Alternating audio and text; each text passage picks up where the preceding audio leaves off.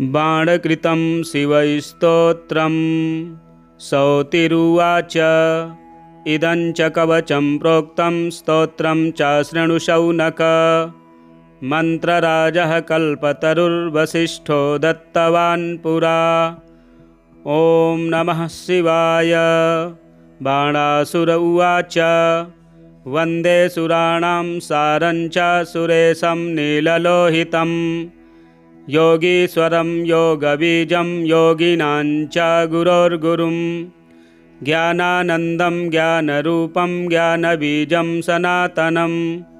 तपसां फलदातारं दातारं सर्वसम्पदां तपोरूपं तपोबीजं तपोधनधनं वरं वरेण्यं वरदमीड्यं सिद्धगणैर्वरैः कारणं भुक्तिमुक्तीनां नरकार्णवतारणम् आशुतोषं प्रसन्नास्यं करुणामयसागरं हिमचन्दनकुन्देन्दुकुमुदाम्भोजसन्निभं ब्रह्मज्योतिस्वरूपं च भक्तानुग्रहविग्रहं विषयाणां विभेदेन बिभ्रन्तं बहुरूपकं जलरूपमग्निरूपमाकाशरूपमीश्वरं वायुरूपं चन्द्ररूपं सूर्यरूपं महत्प्रभुं आत्मनः स्वपदं दातुं समर्थमवलीलया भक्तजीवनमीशं च भक्तानुग्रहकारकं वेदा न शक्तायं स्तोतुं किमहं स्तौमि तं प्रभुम् अपरिच्छिन्नमीशानमहो वाङ्मनसोः परं व्याघ्रचर्माम्बरधरं वृषभस्थं दिगम्बरं त्रिशूलपट्टिसधरं संमितं चन्द्रशेखरम् इत्युक्त्वास्तव राजेन नित्यं बाणः सुसंयुतं प्रणमतं शङ्करं भक्त्या दुर्वासाश्च मुनीश्वराः इदं दत्तं वसिष्ठेन गन्धर्वाय पुरा मुने कथितं च महास्तोत्रं शूलिनः परमाद्भुतम् इदं स्तोत्रं महापुण्यं पठेद्भक्त्या च यो नरः स्नानस्य सर्वतीर्थानां फलमाप्नोति निश्चितम् अपुत्रो लभते पुत्रं वर्षमेकं शृणोति यः संयतश्च हविष्यासि प्रणम्य शङ्करं गुरुं गलत्कुष्ठी महाशूली वर्षमेकं शृणोति यः अवश्यं मुच्यते रोगाद्यासवाक्यमिति श्रुतं कारागारेऽपि बद्धो यो नैव प्राप्नोति निर्वृतिं स्तोत्रं श्रुत्वा मासमेकं मुच्यते बन्धनात् ध्रुवम् भ्रष्टराजो लभेद्राज्यं भक्त्या माशं शृणोति यः माशं श्रुत्वा संयतश्च लभेद्भ्रष्टधनो धनं यक्ष्मग्रस्तो वर्षमेकमास्तिको यः शृणोति चेत् निश्चितं मुच्यते रोगात् शङ्करस्य प्रसादतः यः शृणोति सदा भक्त्यास्तव राजमिदं द्विज तस्यासाध्यं त्रिभुवने नास्ति किञ्चिच्च शौनक कदाचिद्बन्धुविच्छेदो न भवेत् तस्य भारते अचलं परमैश्वर्यं लभते नात्र संशयः सुसंयतोति भक्त्या च मासमेकं शृणोति यः अभार्यो लभते भार्यां सुविनीतां सतीं रमां महामूर्खश्च दुर्मेधा मासमेकं शृणोति यः बुद्धिं विद्यां च लभते गुरुपदेशमात्रतः कर्मदुःखे दरिद्रश्च माशं भक्त्या शृणोति यः ध्रुवं वित्तं भवेत् तस्य शङ्करस्य प्रसादतः इह लोके सुखं भुक्त्वा कृत्वा कीर्तिं सुदुर्लभां नानाप्रकारधर्मं च यात्यन्ते शङ्करालयं पार्षदप्रवरो भूत्वा सेवते तत्र शङ्करं यः शृणोति त्रिसन्ध्यं च नित्यं स्तोत्रमनुत्तमं यः शृणोति त्रिसन्ध्यं च नित्यं स्तोत्रमनुत्तमम्। सौतिरुवाच इदं च कवचं प्रोक्तं स्तोत्रं च शृणु शौनक। मन्त्रराजः कल्पतरुर्वसिष्ठो दत्तवान् पुरा। ॐ नमः शिवाय। बाणासुर उवाच वन्दे सुराणां सारं च सुरेशं नीललोहितं। योगीश्वरं योगबीजं योगिनां च गुरोर्गुरुं। ज्ञानानन्दं ज्ञानरूपं ज्ञानबीजं सनातनं। तपसां फलदातारं दातारं सर्वसम्पदां। तपोरूपं तपोबीजं तपोधनधनं वरं। वरं वरेण्यं वरदमीड्यं सिद्धगणैर्वरैः। कारणं भुक्तिमुक्तीनां नरकार्णवतारणम्। आशुतोषं प्रसन्नास्यं करुणामयसागरं। हिमचन्दनकुन्देन्दुकुमुदाम्भोजसन्निभं। ब्रह्मज्योतिस्वरूपं च भक्तानुग्रहविग्रहं। विषयाणां विभेदेन बिभ्रन्तं बहुरूपकं। जलरूपमग्निरूपमाकाशरूपमीश्वरं। वायुरूपं चन्द्ररूपं सूर्यरूपं महत्प्रभुम्। आत्मनः स्वपदं दातुं समर्थमवलीलया। भक्तजीवनमीशं च भक्तानुग्रहकारकं। वेदानशक्तायं स्तोतुं किमहं स्तौमि तं प्रभुम्। अपरिच्छिन्नमीशानमहो वाङ्मनसोः परं। व्याघ्रचर्माम्बरधरं वृषभस्थं दिगम्बरं। त्रिशूलपट्टिसधरं संमितं चन्द्रशेखरम्। इत्युक्त्वास्तव राजेन नित्यं बाणः सुसंयुतं। प्रणमतं शङ्करं भक्त्या दुर्वासाश्च मुनीश्वराः। इदं दत्तं वसिष्ठेन गन्धर्वाय पुरा मुने। कथितं च महास्तोत्रं शूलिनः परमाद्भुतम्।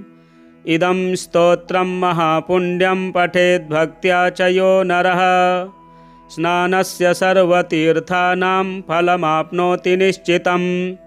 अपुत्रो लभते पुत्रं वर्षमेकं शृणोति यः। संयतश्च हविष्यासि प्रणम्य शङ्करं गुरुं। गलत्कुष्ठी महाशूली वर्षमेकं शृणोति यः। अवश्यं मुच्यते रोगाद्व्यासवाक्यमिति श्रुतम्। कारागारेऽपि बद्धो यो नैव प्राप्नोति निर्वृतिं। स्तोत्रं श्रुत्वा मासमेकं मुच्यते बन्धनाद्ध्रुवम्। भ्रष्टराजो लभेद्राज्यं भक्त्या माशं शृणोति यः। माशं श्रुत्वा संयतश्च लभेद्भ्रष्टधनो धनम्। यक्ष्मग्रस्तो वर्षमेकमास्तिको यः शृणोति चेत्। निश्चितं मुच्यते रोगात् शङ्करस्य प्रसादतः। यः शृणोति सदा भक्त्या स्तव राजमिदं द्विज। तस्यासाध्यं त्रिभुवने नास्ति किञ्चिच्च शौनक। कदाचिद्बन्धुविच्छेदो न भवेत् तस्य भारते। अचलं परमैश्वर्यं लभते नात्र संशयः। सुसंयतोति भक्त्या च मासमेकं शृणोति यः। अभार्यो लभते भार्यां सुविनीतां सतीं रमां। महामूर्खश्च दुर्मेधा मासमेकं शृणोति यः। बुद्धिं विद्यां च लभते गुरुपदेशमात्रतः। कर्मदुःखे दरिद्रश्च माशं भक्त्या शृणोति यः। ध्रुवं वित्तं भवेत् तस्य शङ्करस्य प्रसादतः। इह लोके सुखं भुक्त्वा कृत्वा कीर्तिं सुदुर्लभां। नानाप्रकारधर्मं च यात्यन्ते शङ्करालयम्। पार्षदप्रवरो भूत्वा सेवते तत्र शङ्करम्। यः शृणोति त्रिसन्ध्यं च नित्यं स्तोत्रमनुत्तमम्। यः शृणोति त्रिसन्ध्यं च नित्यं स्तोत्रमनुत्तमम्। सौतिरुवाच इदं च कवचं प्रोक्तं स्तोत्रं च शृणु शौनक। मन्त्रराजः कल्पतरुर्वसिष्ठो दत्तवान् पुरा। ॐ नमः शिवाय। बाणासुर उवाच वन्दे सुराणां सारञ्च सुरेशं नीललोहितं योगीश्वरं योगबीजं योगिनां च गुरोर्गुरुं ज्ञानानन्दं ज्ञानरूपं ज्ञानबीजं सनातनं तपसां फलदातारं दातारं सर्वसम्पदां तपोरूपं तपोबीजं तपोधनधनं वरं वरं वरेण्यं वरदमीड्यं सिद्धगणैर्वरैः कारणं भुक्तिमुक्तीनां नरकार्णवतारणम् आशुतोषं प्रसन्नास्यं करुणामयसागरं हिमचन्दनकुन्देन्दुकुमुदाम्भोजसन्निभं ब्रह्मज्योतिस्वरूपं च भक्तानुग्रहविग्रहं विषयाणां विभेदेन बिभ्रन्तं बहुरूपकं जलरूपमग्निरूपमाकाशरूपमीश्वरं वायुरूपं चन्द्ररूपं सूर्यरूपं महत्प्रभुम् आत्मनः स्वपदं दातुं समर्थमवलीलया भक्तजीवनमीशं च भक्तानुग्रहकारकं वेदा न शक्ता यं स्तोतुं किमहं स्तौमि तं प्रभुम् अपरिच्छिन्नमीशानमहो वाङ्मनसोः परं व्याघ्रचर्माम्बरधरं वृषभस्थं दिगम्बरं त्रिशूलपट्टिसधरं संमितं चन्द्रशेखरम् इत्युक्त्वास्तव राजेन नित्यं बाणः सुसंयुतं प्रणमतं शङ्करं भक्त्या दुर्वासाश्च मुनीश्वराः इदं दत्तं वसिष्ठेन गन्धर्वाय पुरा मुने कथितं च महास्तोत्रं शूलिनः परमाद्भुतम् इदं स्तोत्रं महापुण्यं पठेद्भक्त्या च यो नरः स्नानस्य सर्वतीर्थानां फलमाप्नोति निश्चितम् अपुत्रो लभते पुत्रं वर्षमेकं शृणोति यः संयतश्च हविष्यासि प्रणम्य शङ्करं गुरुं गलत्कुष्ठी महाशूली वर्षमेकं शृणोति यः अवश्यं मुच्यते रोगाद्व्यासवाक्यमिति श्रुतं कारागारेऽपि बद्धो यो नैव प्राप्नोति निर्वृतिं स्तोत्रं श्रुत्वा मासमेकं मुच्यते बन्धनात् ध्रुवम् भ्रष्टराजो लभेद्राज्यं भक्त्या माशं शृणोति यः माशं श्रुत्वा संयतश्च लभेद्भ्रष्टधनो धनम् यक्ष्मग्रस्तो वर्षमेकमास्तिको यः शृणोति चेत् निश्चितं मुच्यते रोगात् शङ्करस्य प्रसादतः यः शृणोति सदा भक्त्या स्तव राजमिदं द्विज तस्यासाध्यं त्रिभुवने नास्ति किञ्चिच्च शौनक कदाचिद्बन्धुविच्छेदो न भवेत् तस्य भारते अचलं परमैश्वर्यं लभते नात्र संशयः सुसंयतोति भक्त्या च मासमेकं शृणोति यः अभार्यो लभते भार्यां सुविनीतां सतीं रमां महामूर्खश्च दुर्मेधा मासमेकं शृणोति यः बुद्धिं विद्यां च लभते गुरुपदेशमात्रतः कर्मदुःखे दरिद्रश्च माशं भक्त्या शृणोति यः ध्रुवं वित्तं भवेत् तस्य शङ्करस्य प्रसादतः इह लोके सुखं भुक्त्वा कृत्वा कीर्तिं सुदुर्लभां नानाप्रकारधर्मं च यात्यन्ते शङ्करालयं पार्षदप्रवरो भूत्वा सेवते तत्र शङ्करम्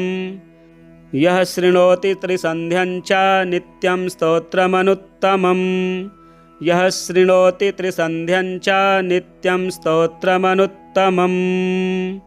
सौतिरुवाच इदं च कवचं प्रोक्तं स्तोत्रं च शृणु शौनक मन्त्रराजः कल्पतरुर्वसिष्ठो दत्तवान् पुरा। ॐ नमः शिवाय। बाणासुर उवाच वन्दे सुराणां सारञ्च सुरेशं नीललोहितं योगीश्वरं योगबीजं योगिनां च गुरोर्गुरुं ज्ञानानन्दं ज्ञानरूपं ज्ञानबीजं सनातनं तपसां फलदातारं दातारं सर्वसम्पदां तपोरूपं तपोबीजं तपोधनधनं वरं वरं वरेण्यं वरदमीड्यं सिद्धगणैर्वरैः कारणं भुक्तिमुक्तीनां नरकार्णवतारणम् आशुतोषं प्रसन्नास्यं करुणामयसागरं हिमचन्दनकुन्देन्दुकुमुदाम्भोजसन्निभं ब्रह्मज्योतिस्वरूपं च भक्तानुग्रहविग्रहं विषयाणां विभेदेन बिभ्रन्तं बहुरूपकं जलरूपमग्निरूपमाकाशरूपमीश्वरं वायुरूपं चन्द्ररूपं सूर्यरूपं महत्प्रभुम् आत्मनः स्वपदं दातुं समर्थमवलीलया भक्तजीवनमीशं च भक्तानुग्रहकारकं वेदानशक्तायं स्तोतुं किमहं स्तौमि तं प्रभुम् अपरिच्छिन्नमीशानमहो वाङ्मनसोः परं व्याघ्रचर्माम्बरधरं वृषभस्थं दिगम्बरं त्रिशूलपट्टिसधरं संमितं चन्द्रशेखरम् इत्युक्त्वा राजेन नित्यं बाणः सुसंयुतं प्रणमतं शङ्करं भक्त्या दुर्वासाश्च मुनीश्वराः इदं दत्तं वसिष्ठेन गन्धर्वाय पुरा मुने कथितं च महास्तोत्रं शूलिनः परमाद्भुतम् इदं स्तोत्रं महापुण्यं पठेद्भक्त्या च यो नरः स्नानस्य सर्वतीर्थानां फलमाप्नोति निश्चितम् अपुत्रो लभते पुत्रं वर्षमेकं शृणोति यः संयतश्च हविष्यासि प्रणम्य शङ्करं गुरुं गलत्कुष्ठी महाशूली वर्षमेकं शृणोति यः अवश्यं मुच्यते रोगाद्व्यासवाक्यमिति श्रुतम् कारागारेऽपि बद्धो यो नैव प्राप्नोति निर्वृतिं स्तोत्रं श्रुत्वा मासमेकं मुच्यते बन्धनाद्ध्रुवम् भ्रष्टराजो लभेद्राज्यं भक्त्या माशं शृणोति यः माशं श्रुत्वा संयतश्च लभेद्भ्रष्टधनो धनम् यक्ष्मग्रस्तो वर्षमेकमास्तिको यः शृणोति चेत् निश्चितं मुच्यते रोगात् शङ्करस्य प्रसादतः यः शृणोति सदा भक्त्या स्तवराजमिदं द्विज तस्यासाध्यं त्रिभुवने नास्ति किञ्चिच्च शौनक कदाचिद्बन्धुविच्छेदो न भवेत् तस्य भारते अचलं परमैश्वर्यं लभते नात्र संशयः सुसंयतोति भक्त्या च मासमेकं शृणोति यः अभार्यो लभते भार्यां सुविनीतां सतीं रमां महामूर्खश्च दुर्मेधा मासमेकं शृणोति यः बुद्धिं विद्यां च लभते गुरुपदेशमात्रतः कर्मदुःखे दरिद्रश्च माशं भक्त्या शृणोति यः ध्रुवं वित्तं भवेत् तस्य शङ्करस्य प्रसादतः इह लोके सुखं भुक्त्वा कृत्वा कीर्तिं सुदुर्लभां नानाप्रकारधर्मं च यात्यन्ते शङ्करालयं पार्षदप्रवरो भूत्वा सेवते तत्र शङ्करं यः शृणोति त्रिसन्ध्यं च नित्यं स्तोत्रमनुत्तमम् यः शृणोति त्रिसन्ध्यं च नित्यं स्तोत्रमनुत्तमम् सौतिरुवाच इदं च कवचं प्रोक्तं स्तोत्रं च शृणु शौनक मन्त्रराजः कल्पतरुर्वसिष्ठो दत्तवान् पुरा ॐ नमः शिवाय बाणासुर उवाच वन्दे सुराणां सारं च सुरेशं नीललोहितं योगीश्वरं योगबीजं योगिनां च गुरोर्गुरुं ज्ञानानन्दं ज्ञानरूपं ज्ञानबीजं सनातनं तपसां फलदातारं दातारं सर्वसम्पदां तपोरूपं तपोबीजं तपोधनधनं वरं वरं वरेण्यं वरदमीड्यं सिद्धगणैर्वरैः कारणं भुक्तिमुक्तीनां नरकार्णवतारणम् आशुतोषं प्रसन्नास्यं करुणामयसागरं हिमचन्दनकुन्देन्दुकुमुदाम्भोजसन्निभं ब्रह्मज्योतिस्वरूपं च भक्तानुग्रहविग्रहं विषयाणां विभेदेन बिभ्रन्तं बहुरूपकं जलरूपमग्निरूपमाकाशरूपमीश्वरं वायुरूपं चन्द्ररूपं सूर्यरूपं महत्प्रभुम् आत्मनः स्वपदं दातुं समर्थमवलीलया भक्तजीवनमीशं च भक्तानुग्रहकारकं वेदानशक्तायं स्तोतुं किमहं स्तौमि तं प्रभुम् अपरिच्छिन्नमीशानमहो वाङ्मनसोः परं व्याघ्रचर्माम्बरधरं वृषभस्थं दिगम्बरं त्रिशूलपट्टिसधरं संमितं चन्द्रशेखरम् इत्युक्त्वास्तवराजेन नित्यं बाणः सुसंयुतं प्रणमतं शङ्करं भक्त्या दुर्वासाश्च मुनीश्वराः इदं दत्तं वसिष्ठेन गन्धर्वाय पुरा मुने कथितं च महास्तोत्रं शूलिनः परमाद्भुतम् इदं स्तोत्रं महापुण्यं पठेद्भक्त्या च यो नरः स्नानस्य सर्वतीर्थानां फलमाप्नोति निश्चितम् अपुत्रो लभते पुत्रं वर्षमेकं शृणोति यः संयतश्च हविष्यासि प्रणम्य शङ्करं गुरुं गलत्कुष्ठी महाशूली वर्षमेकं शृणोति यः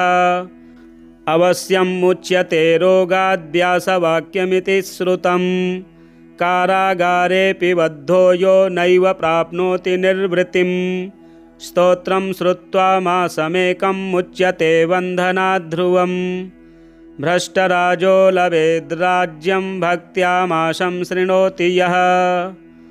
माशं श्रुत्वा संयतश्च लभेद्भ्रष्टधनो धनम् यक्ष्मग्रस्तो वर्षमेकमास्तिको यः शृणोति चेत् निश्चितं मुच्यते रोगात् शङ्करस्य प्रसादतः यः शृणोति सदा भक्त्या स्तवराजमिदं द्विज तस्यासाध्यं त्रिभुवने नास्ति किञ्चिच्च शौनक कदाचिद्बन्धुविच्छेदो न भवेत् तस्य भारते अचलं परमैश्वर्यं लभते नात्र संशयः सुसंयतोति भक्त्या च मासमेकं शृणोति यः अभार्यो लभते भार्यां सुविनीतां सतीं रमां महामूर्खश्च दुर्मेधा मासमेकं शृणोति यः बुद्धिं विद्यां च लभते गुरुपदेशमात्रतः कर्मदुःखे दरिद्रश्च माशं भक्त्या शृणोति यः ध्रुवं वित्तं भवेत् तस्य शङ्करस्य प्रसादतः इह लोके सुखं भुक्त्वा कृत्वा कीर्तिं सुदुर्लभां नानाप्रकारधर्मं च यात्यन्ते शङ्करालयं पार्षदप्रवरो भूत्वा सेवते तत्र शङ्करं यः शृणोति त्रिसन्ध्यं च नित्यं स्तोत्रमनुत्तमम् यः शृणोति त्रिसन्ध्यं च नित्यं स्तोत्रमनुत्तमम् सौतिरुवाच इदं च कवचं प्रोक्तं स्तोत्रं च शृणु शौनक मन्त्रराजः कल्पतरुर्वसिष्ठो दत्तवान् पुरा ॐ नमः शिवाय। बाणासुर उवाच वन्दे सुराणां सारं च सुरेशं नीललोहितं योगीश्वरं योगबीजं योगिनां च गुरोर्गुरुं ज्ञानानन्दं ज्ञानरूपं ज्ञानबीजं सनातनं तपसां फलदातारं दातारं सर्वसम्पदां तपोरूपं तपोबीजं तपोधनधनं वरं वरं वरेण्यं वरदमीड्यं सिद्धगणैर्वरैः कारणं भुक्तिमुक्तीनां नरकार्णवतारणम् आशुतोषं प्रसन्नास्यं करुणामयसागरं हिमचन्दनकुन्देन्दुकुमुदाम्भोजसन्निभं ब्रह्मज्योतिस्वरूपं च भक्तानुग्रहविग्रहं विषयाणां विभेदेन बिभ्रन्तं बहुरूपकं जलरूपमग्निरूपमाकाशरूपमीश्वरं वायुरूपं चन्द्ररूपं सूर्यरूपं महत्प्रभुम् आत्मनः स्वपदं दातुं समर्थमवलीलया भक्तजीवनमीशं च भक्तानुग्रहकारकं वेदानशक्तायं स्तोतुं किमहं स्तौमि तं प्रभुम् अपरिच्छिन्नमीशानमहो वाङ्मनसोः परं व्याघ्रचर्माम्बरधरं वृषभस्थं दिगम्बरं त्रिशूलपट्टिसधरं संमितं चन्द्रशेखरम् इत्युक्त्वा राजेन नित्यं बाणः सुसंयुतं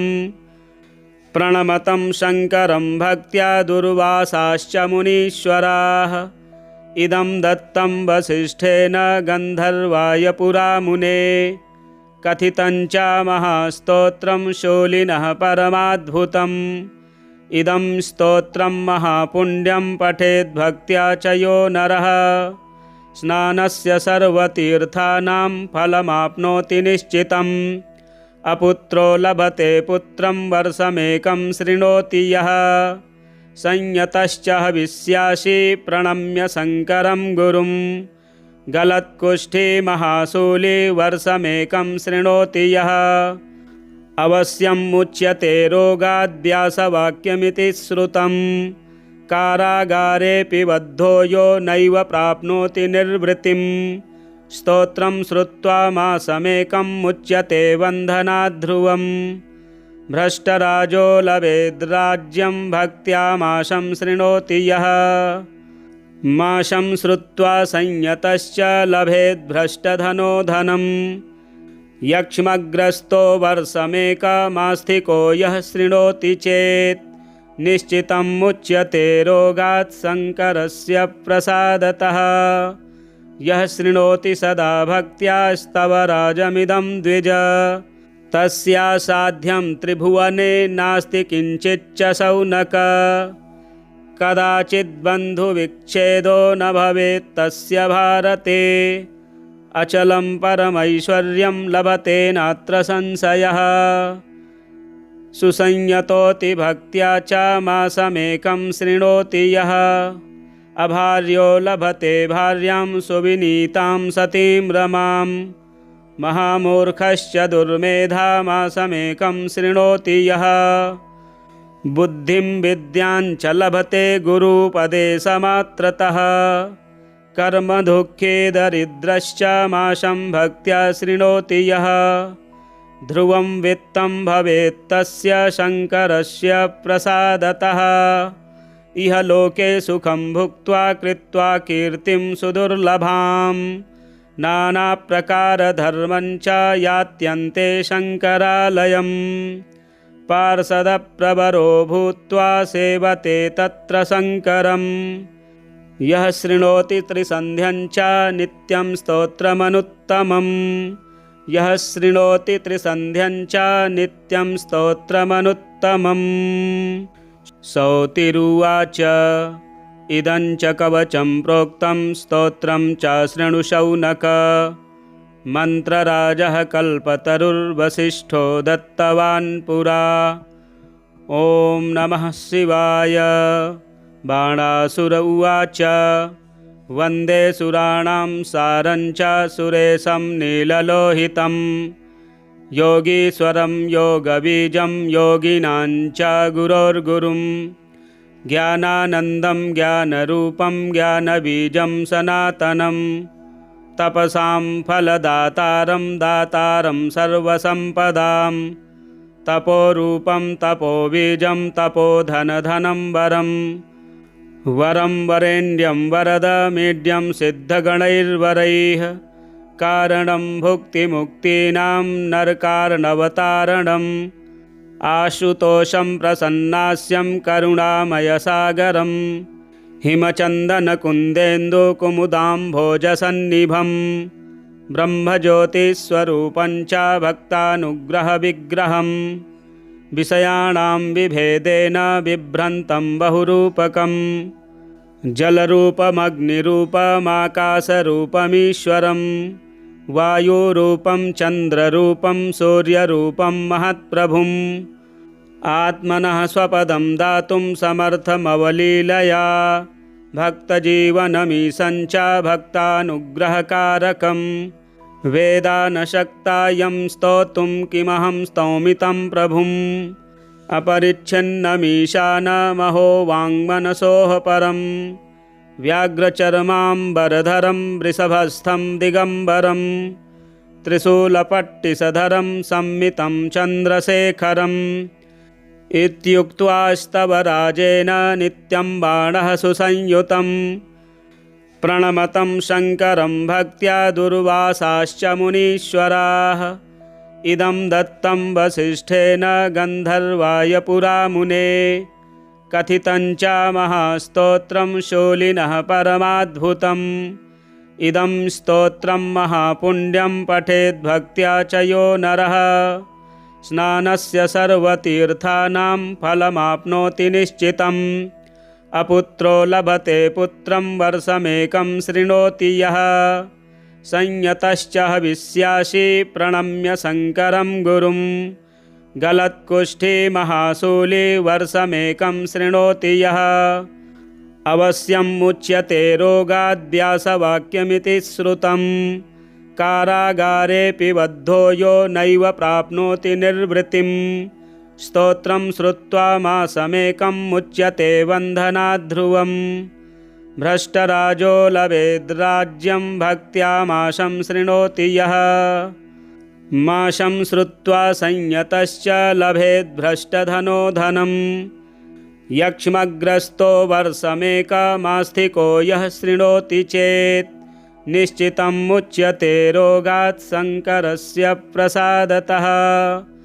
यः शृणोति सदा भक्त्या स्तवराजमिदं द्विज तस्यासाध्यं त्रिभुवने नास्ति किञ्चिच्च शौनक कदाचिद्बन्धुविच्छेदो न भवेत् तस्य भारते अचलं परमैश्वर्यं लभते नात्र संशयः सुसंयतोति भक्त्या च मासमेकं शृणोति यः अभार्यो लभते भार्यां सुविनीतां सतीं रमां महामूर्खश्च दुर्मेधा मासमेकं शृणोति यः बुद्धिं विद्यां च लभते गुरुपदेशमात्रतः कर्मदुःखे दरिद्रश्च मासं भक्त्या शृणोति यः ध्रुवं वित्तं भवेत् तस्य शङ्करस्य प्रसादतः इह लोके सुखं भुक्त्वा कृत्वा कीर्तिं सुदुर्लभां नानाप्रकारधर्मं च यात्यन्ते शङ्करालयम् पार्षदप्रवरो भूत्वा सेवते तत्र शङ्करम् यः शृणोति त्रिसन्ध्यं च नित्यं स्तोत्रमनुत्तमम् यः शृणोति त्रिसन्ध्यं च नित्यं स्तोत्रमनुत्तमम् सौतिरुवाच इदं च कवचं प्रोक्तं स्तोत्रं च शृणु शौनक मन्त्रराजः कल्पतरुर्वसिष्ठो दत्तवान् पुरा ॐ नमः शिवाय बाणासुर उवाच वन्दे सुराणां सारं च सुरेशं नीललोहितं योगीश्वरं योगबीजं योगिनां च गुरोर्गुरुं ज्ञानानन्दं ज्ञानरूपं ज्ञानबीजं सनातनं तपसां फलदातारं दातारं सर्वसम्पदां तपोरूपं तपोबीजं तपोधनधनं वरं वरं वरेण्यं वरदमीड्यं सिद्धगणैर्वरैः कारणं भुक्तिमुक्तीनां नरकार्णवतारणम् आशुतोषं प्रसन्नास्यं करुणामयसागरं हिमचन्दनकुन्देन्दुकुमुदाम्भोजसन्निभं ब्रह्मज्योतिस्वरूपं च भक्तानुग्रहविग्रहं विषयाणां विभेदेन बिभ्रन्तं बहुरूपकं जलरूपमग्निरूपमाकाशरूपमीश्वरं वायुरूपं चन्द्ररूपं सूर्यरूपं महत्प्रभुम् आत्मनः स्वपदं दातुं समर्थमवलीलया भक्तजीवनमीशं च भक्तानुग्रहकारकं वेदा न शक्ता यं स्तोतुं किमहं स्तौमि तं प्रभुम् अपरिच्छिन्नमीशानमहो वाङ्मनसोः परं व्याघ्रचर्माम्बरधरं वृषभस्थं दिगम्बरं त्रिशूलपट्टिसधरं संमितं चन्द्रशेखरम् इत्युक्त्वा राजेन नित्यं बाणः सुसंयुतं प्रणमतं शङ्करं भक्त्या दुर्वासाश्च मुनीश्वराः इदं दत्तं वसिष्ठेन गन्धर्वाय पुरा मुने कथितं च महास्तोत्रं शूलिनः परमाद्भुतम् इदं स्तोत्रं महापुण्यं पठेद्भक्त्या च यो नरः स्नानस्य सर्वतीर्थानां फलमाप्नोति निश्चितम् अपुत्रो लभते पुत्रं वर्षमेकं शृणोति यः संयतश्च हविष्यासि प्रणम्य शङ्करं गुरुं गलत्कुष्ठी महाशूली वर्षमेकं शृणोति यः अवश्यं मुच्यते रोगाद्व्यासवाक्यमिति श्रुतं कारागारेऽपि बद्धो यो नैव प्राप्नोति निर्वृतिं स्तोत्रं श्रुत्वा मासमेकं मुच्यते बन्धनाद्ध्रुवम् भ्रष्टराजो लभेद्राज्यं भक्त्या मासं शृणोति यः मासं श्रुत्वा संयतश्च लभेद्भ्रष्टधनो धनं यक्ष्मग्रस्तो वर्षमेकमास्तिको यः शृणोति चेत् निश्चितं मुच्यते रोगात् शङ्करस्य प्रसादतः यः शृणोति सदा भक्त्या स्तवराजमिदं द्विज तस्यासाध्यं त्रिभुवने नास्ति किञ्चिच्च शौनक कदाचिद्बन्धुविच्छेदो न भवेत् तस्य भारते अचलं परमैश्वर्यं लभते नात्र संशयः सुसंयतोति भक्त्या च मासमेकं शृणोति यः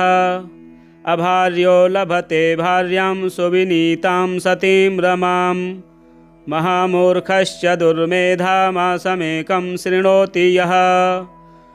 बुद्धिं विद्यां च लभते गुरुपदेशमात्रतः कर्मदुःखे दरिद्रश्च मासं भक्त्या शृणोति यः ध्रुवं वित्तं भवेत् तस्य शङ्करस्य प्रसादतः इह लोके सुखं भुक्त्वा कृत्वा कीर्तिं सुदुर्लभां नानाप्रकारधर्मं च यात्यन्ते शङ्करालयं पार्षदप्रवरो भूत्वा सेवते तत्र शङ्करं यः शृणोति त्रिसन्ध्यं च नित्यं स्तोत्रमनुत्तमम् यः शृणोति त्रिसन्ध्यं च नित्यं स्तोत्रमनुत्तमम् सौतिरुवाच इदं च कवचं प्रोक्तं स्तोत्रं च शृणु शौनक मन्त्रराजः कल्पतरुर्वसिष्ठो दत्तवान् पुरा ॐ नमः शिवाय बाणासुर उवाच वन्दे सुराणां सारं च सुरेशं नीललोहितं योगीश्वरं योगबीजं योगिनां च गुरोर्गुरुं ज्ञानानन्दं ज्ञानरूपं ज्ञानबीजं सनातनं तपसां फलदातारं दातारं सर्वसम्पदां तपोरूपं तपोबीजं तपोधनधनं वरं वरं वरेण्यं वरदमीड्यं सिद्धगणैर्वरैः कारणं भुक्तिमुक्तीनां नरकार्णवतारणम् आशुतोषं प्रसन्नास्यं करुणामयसागरं हिमचन्दनकुन्देन्दुकुमुदाम्भोजसन्निभं ब्रह्मज्योतिस्वरूपं च भक्तानुग्रहविग्रहं विषयाणां विभेदेन बिभ्रन्तं बहुरूपकं जलरूपमग्निरूपमाकाशरूपमीश्वरं वायुरूपं चन्द्ररूपं सूर्यरूपं महत्प्रभुम् आत्मनः स्वपदं दातुं समर्थमवलीलया भक्तजीवनमीशं च भक्तानुग्रहकारकं वेदा न शक्ता यं स्तोतुं किमहं स्तौमि तं प्रभुम् अपरिच्छिन्नमीशानमहो वाङ्मनसोः परं व्याघ्रचर्माम्बरधरं वृषभस्थं दिगम्बरं त्रिशूलपट्टिसधरं संमितं चन्द्रशेखरम् इत्युक्त्वास्तव राजेन नित्यं बाणः सुसंयुतं प्रणमतं शङ्करं भक्त्या दुर्वासाश्च मुनीश्वराः इदं दत्तं वसिष्ठेन गन्धर्वाय पुरा मुने कथितं च महास्तोत्रं शूलिनः परमाद्भुतम् इदं स्तोत्रं महापुण्यं पठेद्भक्त्या च यो नरः स्नानस्य सर्वतीर्थानां फलमाप्नोति निश्चितम् अपुत्रो लभते पुत्रं वर्षमेकं शृणोति यः संयतश्च हविष्यासि प्रणम्य शङ्करं गुरुं गलत्कुष्ठी महाशूली वर्षमेकं शृणोति यः अवश्यं मुच्यते रोगाद्यासवाक्यमिति श्रुतं कारागारेऽपि बद्धो यो नैव प्राप्नोति निर्वृतिं स्तोत्रं श्रुत्वा मासमेकं मुच्यते बन्धनाद्ध्रुवम् भ्रष्टराजो लभेद्राज्यं भक्त्या मासं शृणोति यः मासं श्रुत्वा संयतश्च लभेद्भ्रष्टधनो धनम् यक्ष्मग्रस्तो वर्षमेकमास्थिको यः शृणोति चेत् निश्चितं मुच्यते रोगात् शङ्करस्य प्रसादतः यः शृणोति सदा भक्त्यास्तव राजमिदं द्विज तस्यासाध्यं त्रिभुवने नास्ति किञ्चिच्च शौनक कदाचिद्बन्धुविच्छेदो न भवेत् तस्य भारते अचलं परमैश्वर्यं लभते नात्र संशयः सुसंयतोति भक्त्या च मासमेकं शृणोति यः अभार्यो लभते भार्यां सुविनीतां सतीं रमां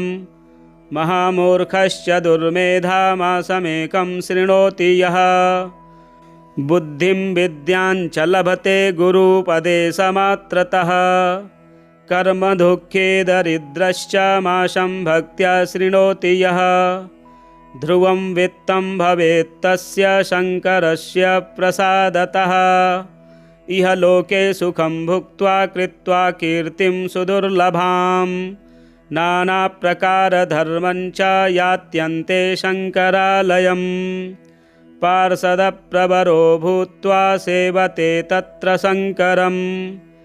यः शृणोति त्रिसन्ध्यं च नित्यं स्तोत्रमनुत्तमम् यः शृणोति त्रिसन्ध्यं च नित्यं स्तोत्रमनुत्तमम् सौतिरुवाच इदं च कवचं प्रोक्तं स्तोत्रं च शृणु शौनक मन्त्रराजः कल्पतरुर्वसिष्ठो दत्तवान् पुरा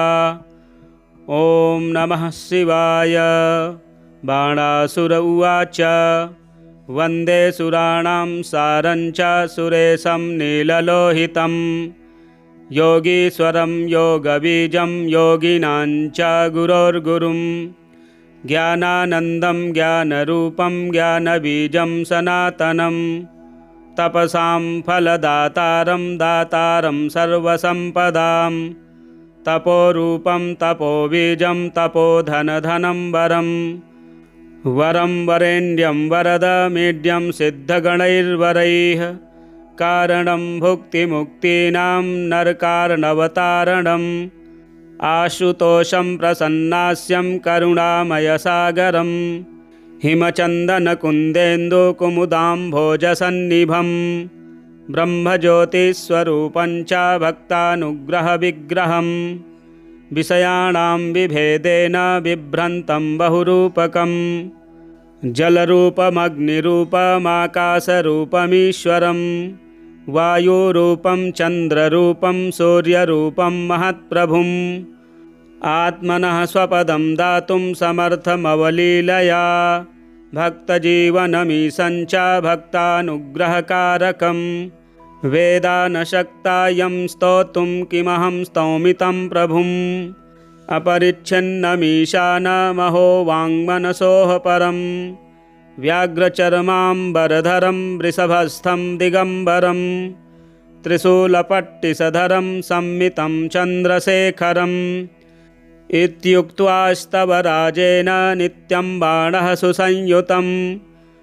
प्रणमतं शङ्करं भक्त्या दुर्वासाश्च मुनीश्वराः इदं दत्तं वसिष्ठेन गन्धर्वाय पुरा मुने कथितं च महास्तोत्रं शूलिनः परमाद्भुतम्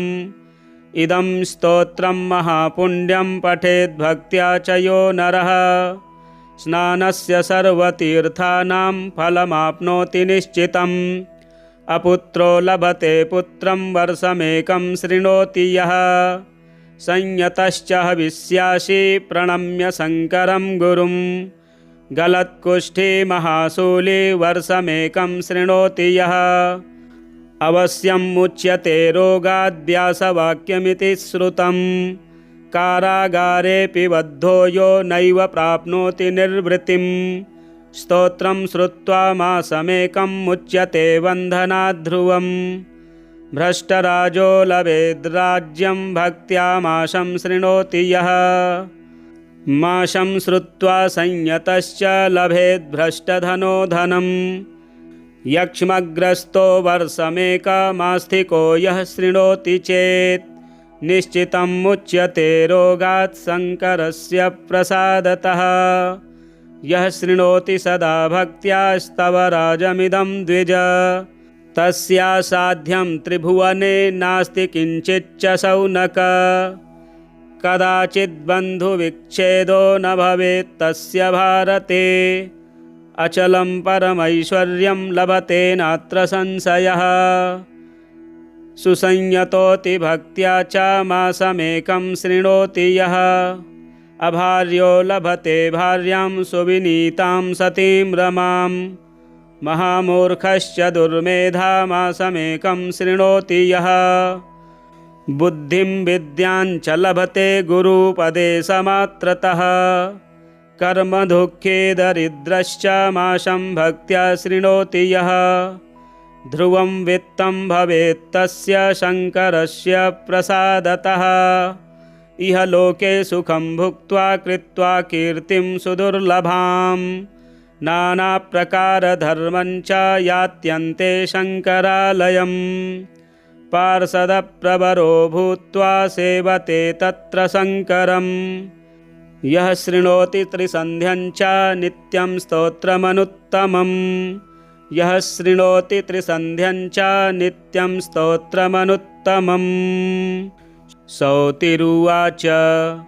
इदं च कवचं प्रोक्तं स्तोत्रं च शृणु शौनक मन्त्रराजः कल्पतरुर्वसिष्ठो दत्तवान् पुरा ॐ नमः शिवाय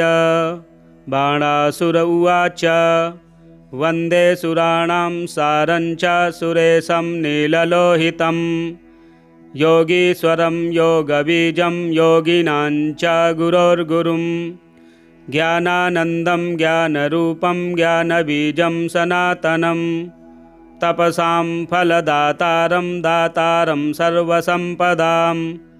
तपोरूपं तपोबीजं तपोधनधनं वरं वरं वरेण्यं वरदमीड्यं सिद्धगणैर्वरैः कारणं भुक्तिमुक्तीनां नरकार्णवतारणं आशुतोषं प्रसन्नास्यं करुणामयसागरं हिमचन्दनकुन्देन्दुकुमुदाम्भोजसन्निभं ब्रह्मज्योतिस्वरूपं च भक्तानुग्रहविग्रहं विषयाणां विभेदेन बिभ्रन्तं बहुरूपकं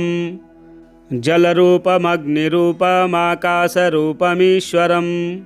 वायुरूपं चन्द्ररूपं सूर्यरूपं महत्प्रभुम् आत्मनः स्वपदं दातुं समर्थमवलीलया भक्तजीवनमीशं च भक्तानुग्रहकारकं वेदानशक्तायं स्तोतुं किमहं स्तौमि तं प्रभुम् अपरिच्छिन्नमीशानमहो वाङ्मनसोः परं व्याघ्रचर्माम्बरधरं वृषभस्थं दिगम्बरं त्रिशूलपट्टिसधरं संमितं चन्द्रशेखरम् इत्युक्त्वा राजेन नित्यं बाणः सुसंयुतं प्रणमतं शङ्करं भक्त्या दुर्वासाश्च मुनीश्वराः इदं दत्तं वसिष्ठेन गन्धर्वाय पुरा मुने कथितं च महास्तोत्रं शूलिनः परमाद्भुतम् इदं स्तोत्रं महापुण्यं पठेद्भक्त्या च यो नरः स्नानस्य सर्वतीर्थानां फलमाप्नोति निश्चितम् अपुत्रो लभते पुत्रं वर्षमेकं शृणोति यः संयतश्च हविष्यासि प्रणम्य शङ्करं गुरुं गलत्कुष्ठी महाशूली वर्षमेकं शृणोति यः अवश्यं मुच्यते रोगाद्व्यासवाक्यमिति श्रुतं कारागारेऽपि बद्धो यो नैव प्राप्नोति निर्वृतिं स्तोत्रं श्रुत्वा मासमेकं मुच्यते बन्धनाद्ध्रुवम् भ्रष्टराजो लभेद्राज्यं भक्त्या मासं शृणोति यः मासं श्रुत्वा संयतश्च लभेद्भ्रष्टधनो धनं यक्ष्मग्रस्तो वर्षमेकमास्थिको यः शृणोति चेत् निश्चितं मुच्यते रोगात् शङ्करस्य प्रसादतः यः शृणोति सदा भक्त्या स्तवराजमिदं द्विज तस्यासाध्यं त्रिभुवने नास्ति किञ्चिच्च शौनक कदाचिद्बन्धुविच्छेदो न भवेत् तस्य भारते अचलं परमैश्वर्यं लभते नात्र संशयः सुसंयतोति भक्त्या च मासमेकं शृणोति यः अभार्यो लभते भार्यां सुविनीतां सतीं रमां महामूर्खश्च दुर्मेधा मासमेकं शृणोति यः बुद्धिं विद्यां च लभते गुरुपदेशमात्रतः कर्मदुःखे दरिद्रश्च मासं भक्त्या शृणोति यः ध्रुवं वित्तं भवेत् तस्य शङ्करस्य प्रसादतः इह लोके सुखं भुक्त्वा कृत्वा कीर्तिं सुदुर्लभां